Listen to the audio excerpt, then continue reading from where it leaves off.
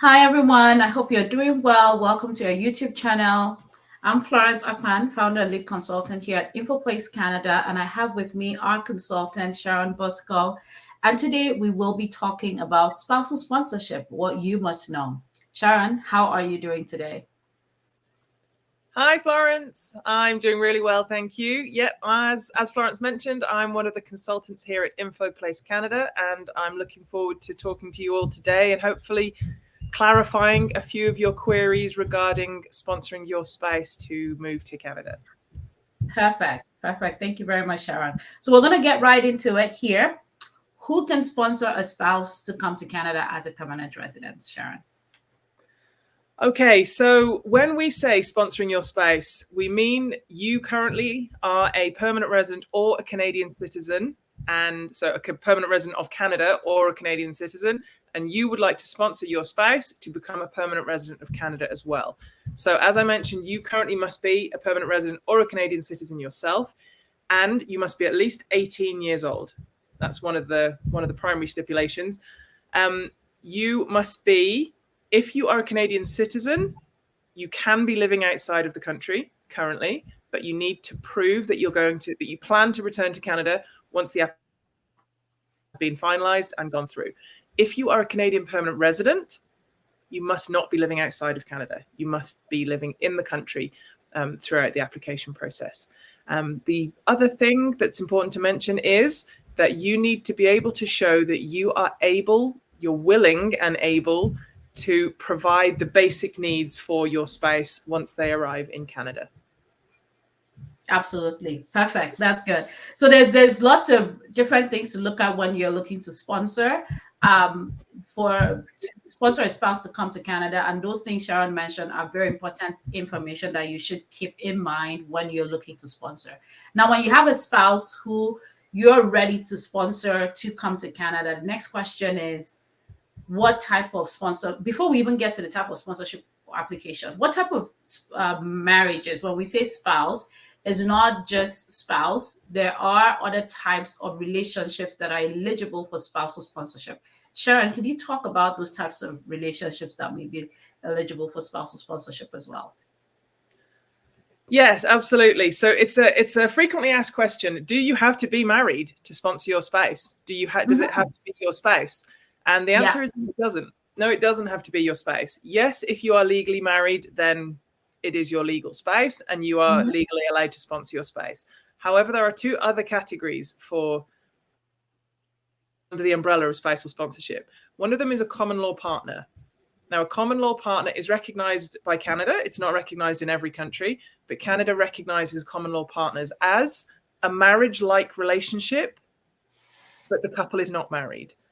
So essentially, you need to show all of the same things as a married couple. You're financially dependent, you're emotionally dependent on each other, you're in a romantic relationship, and most importantly, you need to have shown that you have, even if you don't currently live together, that you have previously lived together under the same address for at least 12 months. So you need to prove that through utility bills or through documentation to show that you share the same address, and even if you're not currently living together. So that's a common law partner, so essentially a marriage-like relationship who aren't legally married. And the third category is a conjugal partner. The requirements for a conjugal partner are quite complex, so we won't go into them too deeply at the minute, but just to give you a brief overview, a conjugal partner is essentially a partner who is in a relationship with their partner, in the sense of they are financially dependent on each other, they're emotionally dependent on each other, and they are in a relationship, but for significant reasons live together. They cannot be together. There are significant barriers preventing the couple from being together. So as an example, this may be an immigration related issue. One of you may be in Canada, one of you may be outside of Canada, and immigration related issues are not allowing you to be together. So that is a conjugal partner. You don't live together, one of you is not in Canada, but you are financially and emotionally dependent on each other in the way that a normal relationship would be. But there is a significant barrier being together. Absolutely. Perfect. Thank you very much, Sharon. So now, when you with those types of marriages that would qualify, all types of relationship that will qualify is very important. Documentation is going to be key for you to, of course, convince the officer that your marriage is actually genuine. So there's a lot that goes into documentation to really showcase those aspects of your marriage and relationship to the visa officer. Now, once you know you're the sponsor in Canada is eligible to sponsor, and you know you're either married, common law, or conjugal, the next question is usually, what type of spousal sponsorship should I apply for? Because actually there are two types. There's the inland spousal sponsorship, and there's also the outland spousal sponsorship. So, Sharon, what would be the differences in those two types of spousal sponsorship, and which one would be? Is there anyone that would be preferable in terms of applying? Yeah, actually, what I'm going to add just quickly, you just reminded me of something. I'm just going to add, to be eligible as a sponsor, you also must not have been sponsored yourself within the last 5 years. I've just remembered that very important fact. Yes, very important. Yeah. For example, you may have been sponsored by a spouse 4 years ago and become a permanent resident. That relationship broke down. You may now have remarried, and you now want to sponsor your spouse to become a permanent resident in Canada and join you. However, because you yourself became a permanent resident through sponsorship within the last 5 years, you have to wait until that 5-year period is over in order to sponsor your new spouse. So, moving on to Florence's next question.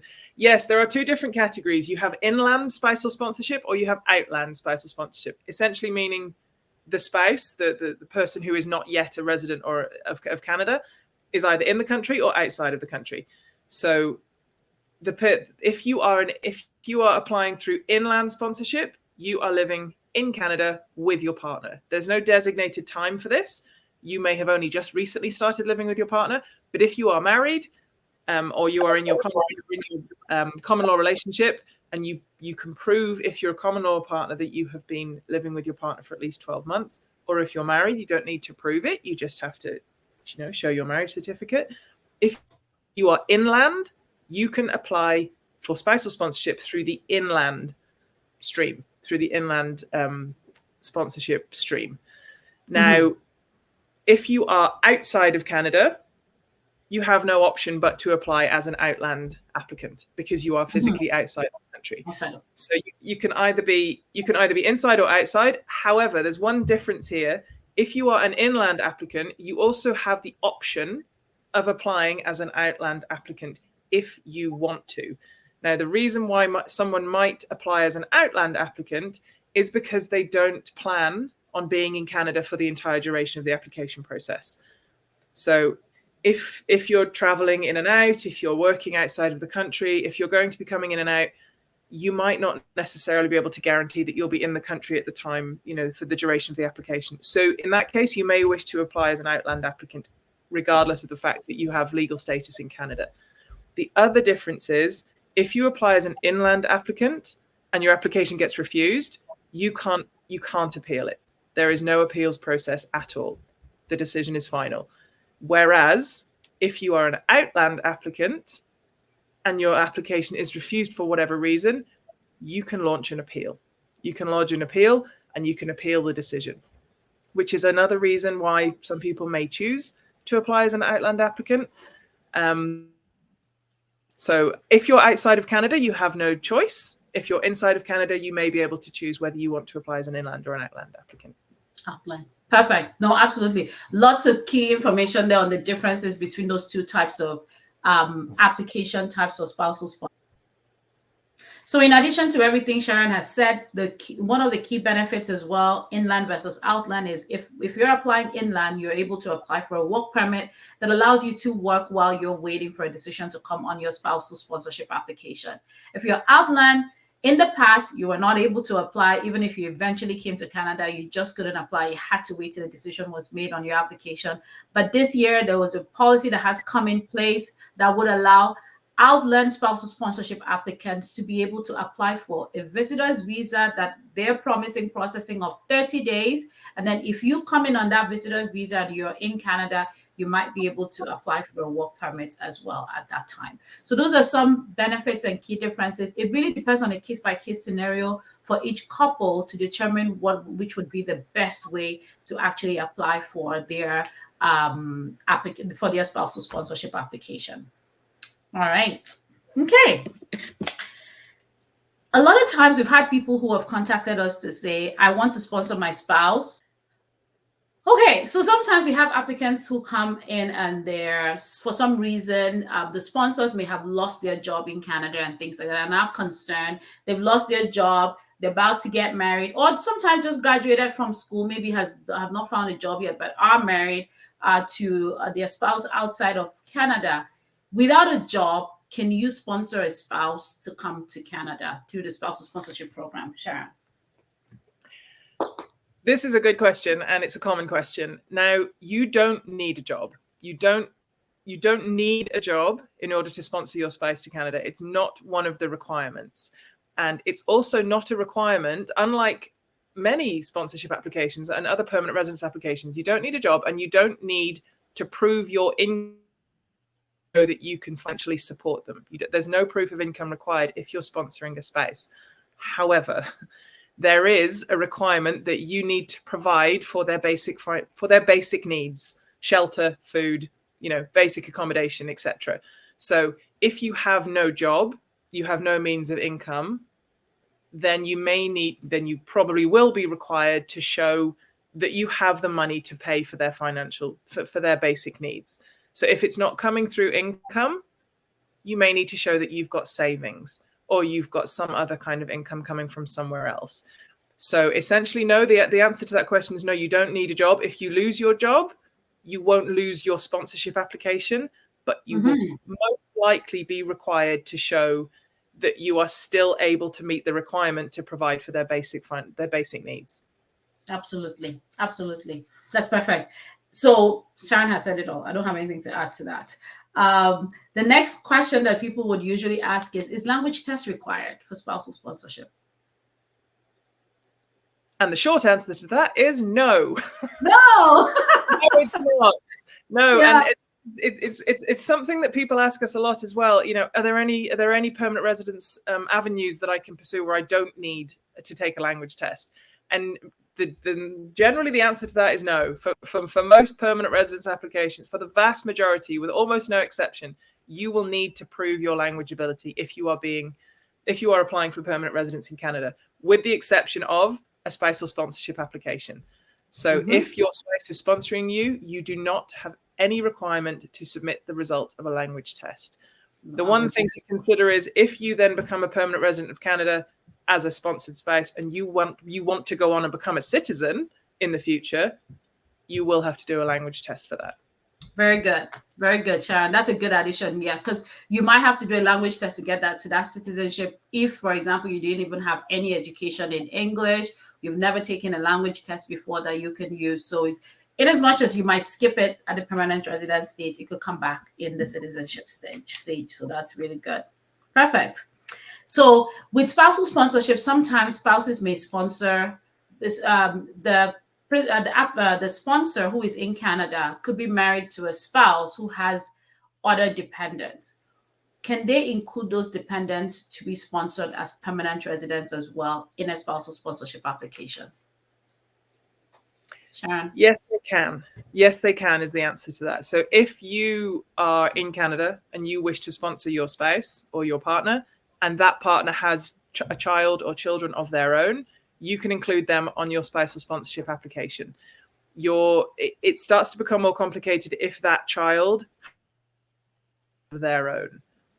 Then financial implications come into play, because you would need to show that you can financially support them if the child has a child of their own.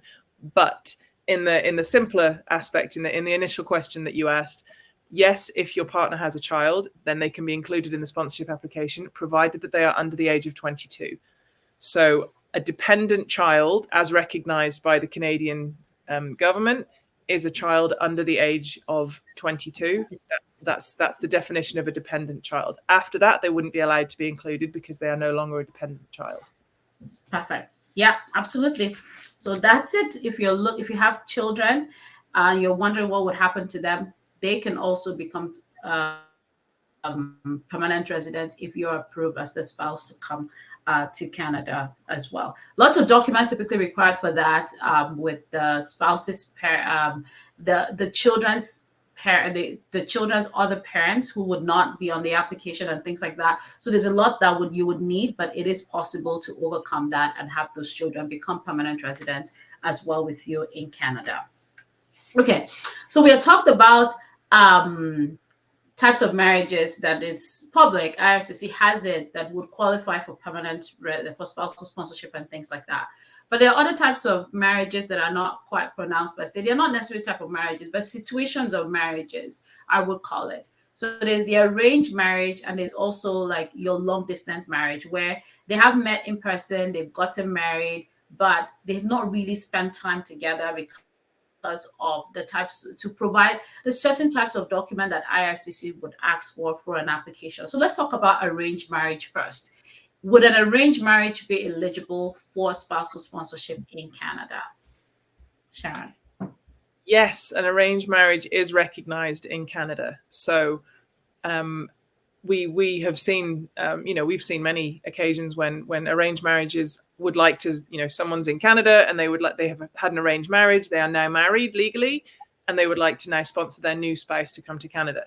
Typically in these situations, the husband and wife, the new couple, have only met once. They've only met at their wedding. They may have met once beforehand as an introduction, but depending on the culture that they are coming from, IRCC recognizes that certain cultures, arranged marriages is a very big part of their culture. So it's very much recognized, and it's not a problem at all. What you will need to do is prove the arranged marriage. You can't just provide a marriage certificate and say, my marriage was arranged, I want to sponsor my spouse. It will require documentation to show that you come from a culture where arranged marriage is normal and is a typical part of, is very much the norm. And you'll need to provide support from family, from friends, showing that it's recognized by your family and friends, showing the wedding, showing who came to the wedding, all this kind of stuff. But a short answer is yes, absolutely. Arranged marriages are recognized by Canada. Absolutely. Perfect. And I'll just touch in there and talk about long distance marriages. I've seen people ask those questions online. We're married, but we've not seen each other. We've not done this. We don't have a lot of documents and all to support ourselves, but we've been married. Long distance marriages as well work. In fact, we do have lots of clients where, just like Sharon said, aside from the arranged marriage where it's a cultural thing and things like that, we do have clients where after the time when they got married, a lot of their relationship has been online and waiting for the opportunity to be together. Things like immigration has impacted them coming together, visiting each other immediately after they got married and things like that. So if you're in that situation, documentation will be key of your communication and the things and the ways that you depend on each other emotionally, financially, your communication and things like that would be key for the success of your application. So those are common, and they also tend to be successful as well for spousal sponsorship, as long as they're genuine marriages and there's enough supporting documents to support the unique situation that you're in as a couple. All right. Okay. We are moving through very quickly here. The next question that we want to talk about here is, a lot of people are always curious to know if there are interviews when a spousal sponsorship is done. And I'm going to talk a little bit about like the interview process. Typically, when a spousal sponsorship is actually submitted, your goal is to convince the officer with all the documents that you include in that application that your marriage is genuine. However, in some circumstances, the officer might not still be convinced. And what are some of those circumstances that I've seen in the cases that we've handled and all of that? It would be situations where it's like the time period where the spouse met and got married is very short. They got married, they have no children between them, Or, for example, someone is in Canada and has been out of status for a long time, and then all of a sudden they are getting married and things like that. IRCC will want to question that those marriages were genuine, that they started for the purposes that these couples were in love with each other and wanted to spend the rest of their life together and things like that. So what we've seen is the two types of interviews that I've experienced with my clients. One of it would be, for example, if it's an outline application where the spouse is in Canada and the other spouse is in their home country, IRCC could interview the spouse in their home country all on their own. And then they wouldn't interview the spouse in Canada. It could just be one person. Then an in Canada case that we've experienced as well is where the spouse and the sponsor and the applicants were both residing in Canada. So this was an in Canada application, and they were both called in for interviews. During the interviews, they would typically ask them questions, literally the same questions, put them in separate rooms, ask them the same questions to find out what their answers would be and things like that. So they, in as much as it's like interview about the spouse and all of that, these are interviews that applicants have to prepare for. And most of the times with our clients, when our clients have been invited for interviews like this, we take the time to prep the couple for those questions as well, just to prepare them so that they're not thrown out and they walk in there and not be able to answer the questions that the officers have. So are there interviews with spousal sponsorship application? Yes, they are. And it would all depend on a case-by-case basis. Most applications don't have interviews, but some do have interviews if the officer wants to go further to convince themselves that it is a genuine marriage that you are in with your spouse. All right. And what would be the processing time, Sharon, for spousal sponsorship? What is the processing time on IRCC's website, and what are we seeing for processing time internally as well? Yeah, processing times is probably something we get asked most days. How long will it take? How long will the application take? What is it like from start to finish? And processing time, IRCC publish processing times, up-to-date processing times on their website. You can actually, if you look up IRCC current processing times, you can put in your type of application and it will give you a current processing time. I would add that it's not necessarily to be trusted. You can't necessarily say this is exactly the processing time at the moment, but it's a guideline. It's a rough guideline. The current processing time for inland spousal sponsorship applications is currently 10 months.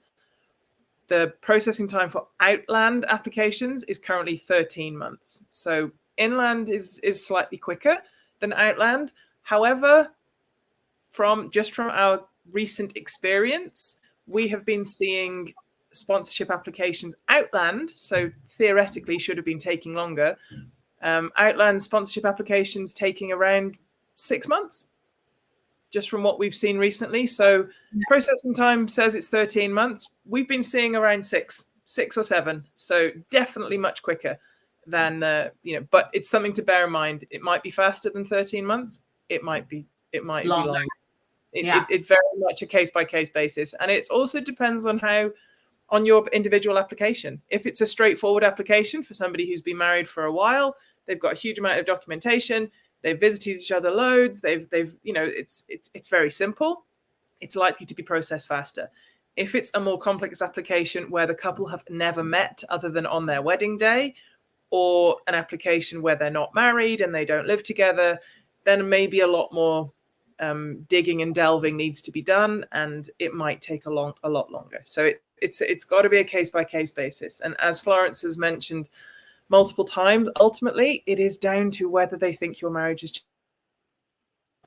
That's what it comes down to, because Canada is very, very hot on eliminating marriages of convenience. They don't want that. Absolutely. So that's what they're trying to fight against. Mm-hmm. Yeah. No, that's really good. And I should just add there, just to really manage people's expectation, the longest processing time that I have seen for a spousal sponsorship application is about 2 years. It could take up to 2 years. It could be delayed. It could be moved to different offices. So many things could happen to it. So you really don't know how long your application would take and things like that. The key, just like Sharon said, is put together a strong and convincing application from the get-go. Do not leave any stone unturned, because you want them to touch it and be able to make a decision very quickly on your application. All right. What you don't want is for them to come back and ask you for additional documentation. You don't want them to spend 6 months reviewing it and then come back and ask you for additional documents. You want to put together the strongest possible application, as Florence said, so that you avoid any potential delays further down the road. Perfect. Yeah, absolutely. All right, so we've come to the end here of our session, just talking about spousal sponsorship and key things you must know. But if you're listening to us and you're like, wow, this is such good information, I have a lot of questions. Some of mine have not been answered here. Sharon, how can they reach us? What can they do?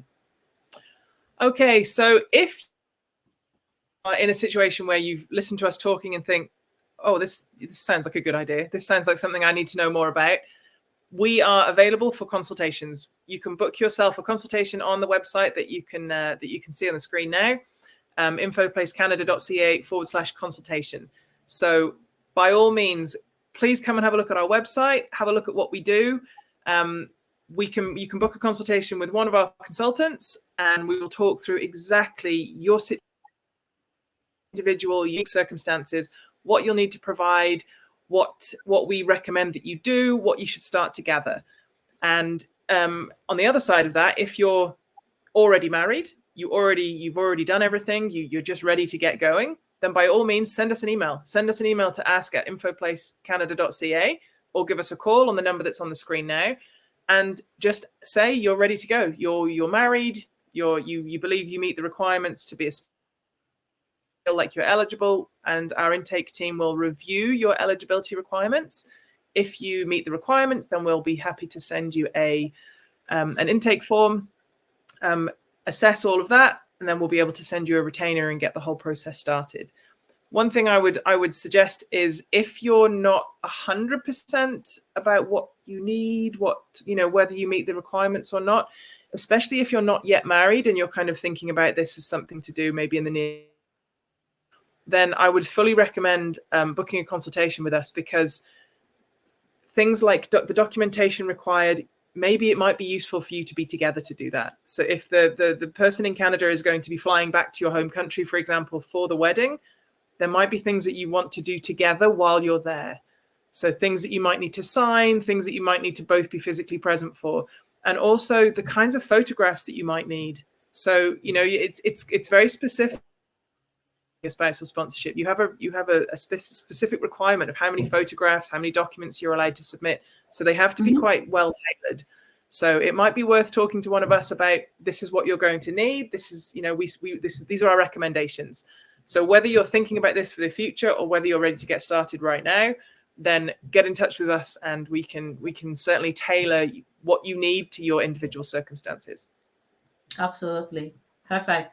Thank you so much, Sharon. Well, that's it for us today. If you've enjoyed this episode, enjoyed this video, please feel free to share this with anyone who is looking to sponsor a spouse to come to Canada. And we look forward to working with you or hearing from you. Leave a comment if this has been very helpful and informative for you as well. We'd like to hear from you. And that's it for us today. See you on our next video. Thank you so much, Sharon, for doing this with me. Have a great day. Very welcome. Have a great day, everyone. Bye-bye. Yeah.